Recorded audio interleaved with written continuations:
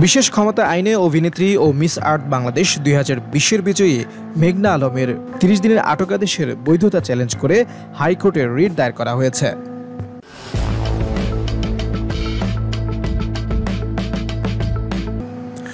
রোববার হাইকোর্টের সংশ্লিষ্ট শাখায় মেঘনা আলমের বাবার পক্ষে ব্যারিস্টার সারা হোসেন এই রিট দায়ের করেছেন। গত 17 এপ্রিল অভিনেত্রী ও মিস আর্থ বাংলাদেশ 2020 বিজয়ী মেঘনা আলমকে বিশেষ ক্ষমতা আইনে 30 দিনের জন্য কারাগারে রাখার আদেশ দেন আদালত। ডিবি পুলিশের আবেদনের পরিপ্রেক্ষিতে ঢাকা মেট্রোপলিটন ম্যাজিস্ট্রেট শেফাতুল্লাহ এই আদেশ দেন।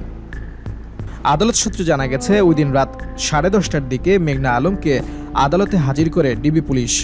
পরে আদালত বিশেষ ক্ষমতা আইনের 3-1 ধারায় অর্পিত ক্ষমতা বলে তাকে 30 দিনের জন্য কারাগারে পাঠানোর নির্দেশ দেন। আদেশে উল্লেখ করা হয়, 1974 সালের বিশেষ ক্ষমতা আইনের 2-F ধারায় জননিরাপত্তা ও আইন শৃঙ্খলা পরিপন্থী ক্ষতিকর কার্য থেকে নিবৃত্ত করার জন্য এবং আইন শৃঙ্খলা বজায় রাখার স্বার্থে এই আটকাদেশ দেওয়া হয়েছে। পরবর্তী সময়ে মেঘনা আলমকে কাশিমপুর কারাগারে পাঠানো হয়। এর আগে ফেসবুক লাইভে থাকার সময় মেঘনা আলম অভিযোগ করেন, পুলিশের পরিচয়কারীরা তার বাসায় দরজা ভেঙে ভেতরে প্রবেশ করে। লাইভটি প্রায় 12 মিনিট চলার পর বন্ধ হয়ে যায় এবং পরবর্তী সময়ে সেটি ডিলিটও হয়ে যায়।